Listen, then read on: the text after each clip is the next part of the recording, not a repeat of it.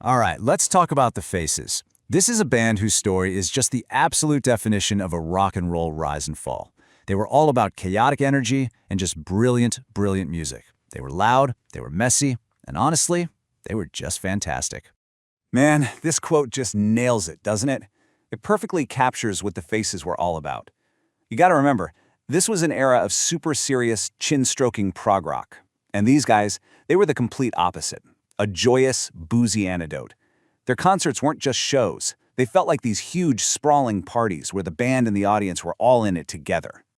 So the band's whole identity was built on this amazing contradiction. On one hand, they dressed like absolute dandies. We're talking flamboyant silks and satins. But on stage, their whole vibe was just famously chaotic and loose. They actually called it Shambolic elegance, and that right there was the heart of their appeal. And when I say party, I mean they took that idea, well, literally. They had an actual working bar right there on stage. A roadie would tend it, and the drinks were just flowing the entire set. Their reputation for hedonism was, legendary, trashing hotel rooms, stumbling through airports, but underneath all that chaos was this incredibly tight and ridiculously talented group of musicians. Okay, so where did a one-of-a-kind band like this even come from? Well, the Faces were basically a rock and roll supergroup born from the ashes of two other major British bands that just happened to fall apart at the same time. So here's how it went down. You've got the Small Faces, right? Their frontman Steve Marriott suddenly quits, so the rest of the guys, Ronnie Lane, Ian McLagan, and Kenny Jones, are left scrambling for a new singer and guitarist. And then, in this amazing stroke of luck, vocalist Rod Stewart and guitarist Ronnie Wood were leaving the Jeff Beck group right then. They all joined forces, and bam! A new, much more powerful sound was born. And you gotta love this little piece of trivia. It just perfectly shows you how unpretentious these guys were. Why the Small Faces dropped the small from their name? Simple. Rod and Ronnie were too tall. The original members were famously short, and with the new lineup, the name just didn't fit anymore, literally or figuratively. So this new lineup? Yeah, they did not waste any time. In just 4 short years, they went on this absolute creative tear. They banged out 4 studio albums that just captured this lightning-in-a-bottle energy and launched them into global stardom. I mean, their output was just relentless. They kicked things off with the raw, kind of bluesy sound of First Step in 1970. They quickly sharpened their sound on Long Player, and then they just exploded into the mainstream with their masterpiece in late '71. And this was the one. A Nod is as Good as a Wink was an absolute monster of an album. It shot to number 2 in the UK, number 6 in the US.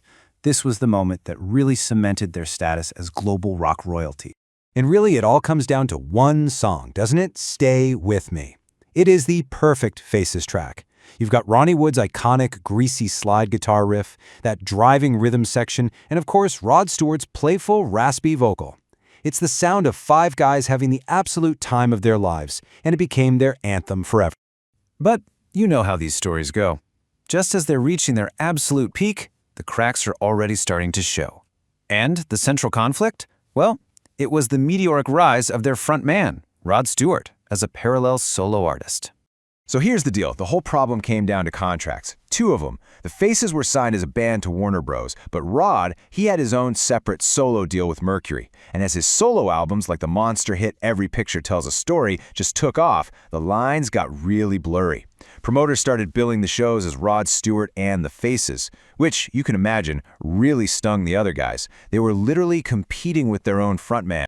And then this happened. This was the moment it all just fell apart.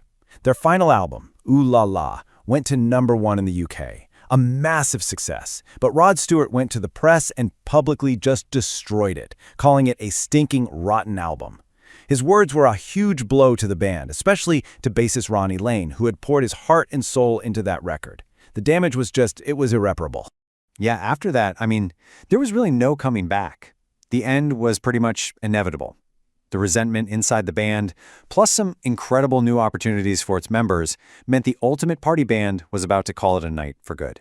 So the end wasn't one big explosion. It kind of happened piece by piece. First, Ronnie Lane, who was really the band's spiritual center, he walked away in '73. Then in '75, Ronnie Wood gets an offer no guitarist on earth could refuse, a spot in the Rolling Stones. By December of that year, it was all over. The Faces officially called it a day. But hold on, because the story doesn't actually end there. Even though they were only around for a short time, the band's influence has been absolutely massive. And their story is, believe it or not, still being written. So why are we still talking about the Faces, 50 years after they broke up? What is their lasting legacy? Well, their influence is just everywhere. That raw, we don't take ourselves too seriously energy, it was a direct precursor to punk rock. Seriously, just ask Steve Jones of the Sex Pistols. Then in the 90s, you had Britpop bands like Oasis and Blur totally channeling that working-class swagger. And over in America, bands like the Black Crowes pretty much built their entire sound on the Faces blues rock foundation. And here's the craziest part. The party might not actually be over. After decades of putting out old recordings and box sets, the surviving members, Rod Stewart, Ronnie Wood, and Kenny Jones, have actually been back in the studio, together. They've recorded new songs and are planning to release their first album in over 50 years. So the question isn't just about why we should remember the Faces, it's about what on earth this legendary band is going to do next.